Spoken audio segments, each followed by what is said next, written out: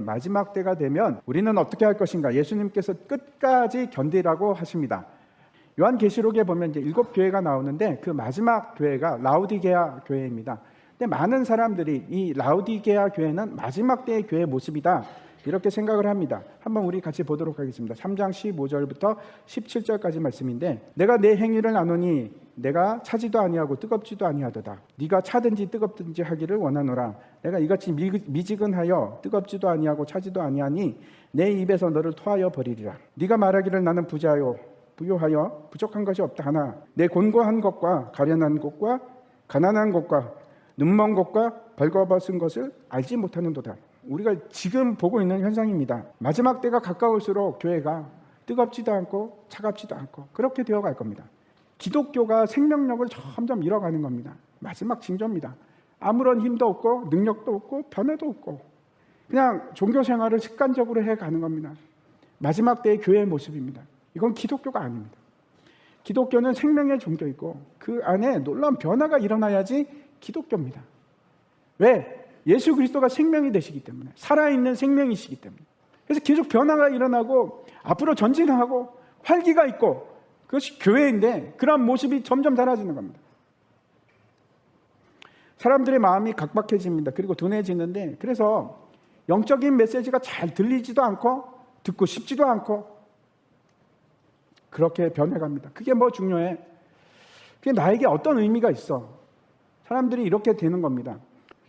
사람들은 앞으로도 더 이상 죄와 은혜 같은 거, 그런 거 중요하게 생각하지도 않고 속죄, 회개, 그런 거 들으려고 하지도 않을 겁니다. 그게 마지막 때의 교회의 모습입니다. 그런 것보다는 성공과 번영, 부요함, 그런 설교에 귀를 기울일 겁니다. 어떻게 하면 부요함을 누릴 수 있나? 어떻게 하면 행복할 수 있나? 목사님들도 하나님이 결코 말씀하지 않은 물질적인 성공에 대해서 끊임없이 얘기할 거고, 번영에 대해서 얘기할 거고, 그걸 듣는 사람들은 좋아하고, 복음이 아니라 번영을 쫓아갈 겁니다. 여러분, 그건 복음이 아닙니다. 교회는 우리가 보면 알지 않습니까? 교회는 점점 더 비어갈 것이고, 복음을 말하는 교회는 점점 더 줄어들 것이고, 사람들은 그냥 습관적으로 교회 다니고 아무런 능력도 없고 교회가 아무런 힘도 없고 변화도 없고 생명도 사라져가고, 그게 마지막 때의 모습입니다. 그리고 지금 그런 일들이 진행되고 있는 걸 우리가 느끼지 않습니까? 우리가 믿지 않는 사람들을 위해서 눈높이를 맞출 필요가 있습니다. 하나님께서 우리 사람과 같이 되시고 우리의 눈높이를 맞춘 것처럼 우리도 그럴 필요가 있습니다. 교회는 거룩합니다. 하지만 성도들은 거룩하지 않습니다. 눈높이가 필요합니다. 하지만 그 눈높이 맞추는 일이 필요한데, 그렇다고 해서 오락과 예술이 교회의 중심이 되면 그건 뭐 교회라고 하겠습니까? 그건 교회가 아니죠. 정체성을 잃어버리는 겁니다. 다시 오늘 본문 12절 말씀 보시기 바랍니다. 불법이 성함으로 많은 사람의 사랑이 식어지리라. 불법이 성한다라고 합니다. 이 말은 이제 불법, 아노미 상태로 갑니다. 아노미가 여기 이 헬라어 단어입니다. 즉 법이 없는 상태. 요즘 들어서 이 일들을 우리가 정말 절실히 느끼고 있습니다. 예를 들어서 요즘은 뭐 결혼하지 않고 동거하는 거, 그게 뭐가 흠이 되겠습니까? 옛날에는 그렇게 율법, 성경에서는 그 불법입니다. 돌에 맞아 죽을 일입니다. 예를 들어서 그때는 미국에서 간통을 했다 그러면 총에 맞아 죽어도 아무도 얘기할 수가 없습니다. 근데 그게 지금은 바뀌어서 간통이라는 것도 사랑이라는 이름으로 다 덮어집니다. 괜찮습니다. 문제가 안 됩니다. 사랑은 결코 죄가 될 수 없다.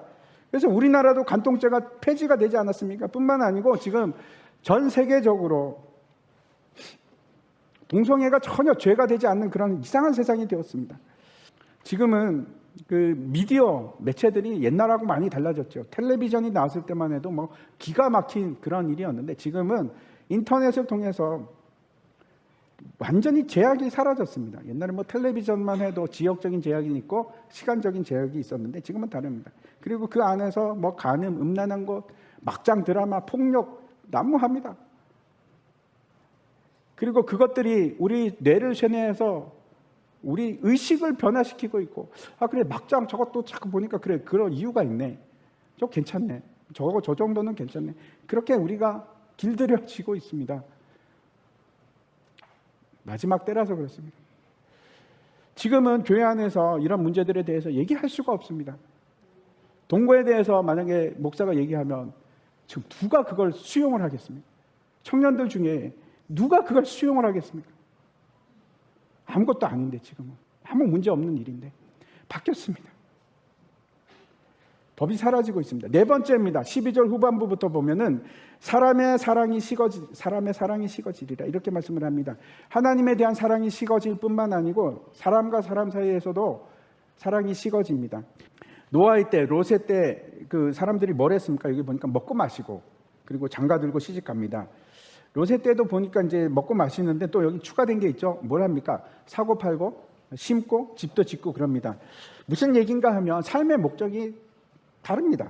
이런 겁니다.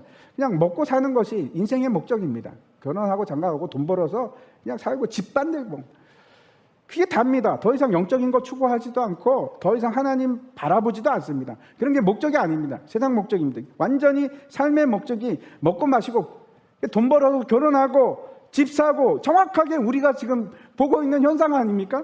사랑은 대상이 필요합니다. 그렇죠? 인격체를 사랑하는 겁니다. 그런데 사람들이 더 이상 다른 인격체를 사랑하려고 하지 않습니다. 누구를 사랑합니까? 자기 자신을 사랑하고 돈을 사랑하고. 돈이 인격체입니까? 그걸 어떻게 사랑합니까? 그런데 사랑합니다. 그리고 뭐라고 하는가 하면 자랑하고 교만하고 남을 비방하기를 좋아하고 정이 없어요. 무정하고 절제하지 못하고 배신하고. 배신하는 것이 여러분 마지막 때의 모습입니다. 마음대로 배신하고 조급하고 쾌락을 얼마나 사랑하는가 하면 하나님보다 더 사랑한다고 그렇게 얘기합니다. 우리 시대입니다. 우리가 이걸 맨날 보면서 삽니다. 마지막 때 이미 시작됐습니다. 마지막 14절 한번 보시기 바랍니다. 우리 같이 한번 읽겠습니다. 시작. 이 천국 복음이 모든 민족에게 증언되기 위하여 온 세상에 전파되리니 그제야 끝이 오리라. 제가 이제 이 얘기는 드리긴 했는데 다시 한번 더 드립니다. 명확하게 이해하시고 또 듣지 못하신 분들도 계셔서 제가 말씀을 드립니다. 이 날짜도 잊지 않습니다. 2014년 1월 4일입니다. 새벽에 제가 기도를 하는데 터키 있을 때입니다. 하나님께서 갑자기 급하게 저에게 말씀을 하기 시작하는데 이 구절을 말씀을 하셨습니다. 똑같이 말씀하시고 그리고 나서 뭐라고 말씀하시는가 하면 이 천국 복음이 전파되는 것이 끝이 났다 그러시는 겁니다. 저 얼마나 놀랐겠습니까? 그리고 하신 말씀이 저에게 이렇게 말씀하셨습니다. 이제 너는 일어나 교회로 가라. 그리고 교회가 쓰러지지 않도록 든든하게 세워라. 이렇게 말씀하셨습니다. 지금은 여러분 막 교회를 막 부흥시키고 막 이런 것이 아니고 목적이 교회가 쓰러지지 않게 하는 거예요. 랄프 윈터라는 이제 선교학자 분이 계시는데 박사님이 계시는데 이분이 이제 1974년에 제1차 로잔 대회에서 아주 중요한 개념을 발표하십니다. 저분 돌아가셨습니다. 얼마 전에 돌아가셨는데 그때 어떤 중요한 개념을 말씀하셨는가 하면 1974년에 미전도 종족이라는 개념을 처음 저분이 만드셨습니다. 그게 어떤 것인지 제가 간단하게 설명을 드리려고 하는데 많은 사람들이 오해합니다. 3% 이하면은 미전도 종족. 아니요. 저 몰라서 그러시는 겁니다. 그런 개념이 아닙니다. 미전도 종족이라는 것은 어떤 것인가 하면 스스로 전도할 수 있는 교회나 교회 공동체가 1도 없는, 전혀 없는 부족이나 인종단체. 그게 미전도 종족입니다. 다시 말씀드려서 퍼센테이지가 아니라 그 종족이 자기 성경을 갖고 있나 아니 그런 것이 기준이 아니고 기준은 단 하나입니다. 자기들의 교회를 가지고 있는가. 그것이 유일한 기준입니다. 이미 천국 복음은 여러분 모든 민족에게 다 전해졌습니다. 그리고 지금 10년이 지났습니다. 하나님께서 그 일이 끝났다고 하셨을 때가 2014년이었고 이미 10년이 지났습니다. 그 외에도 제가 할 말이 많은데 여기까지만 제가 말씀드리는데 저는 확신합니다. 이미 모든 종족들은 제가 굉장히 리서치를 많이 했습니다.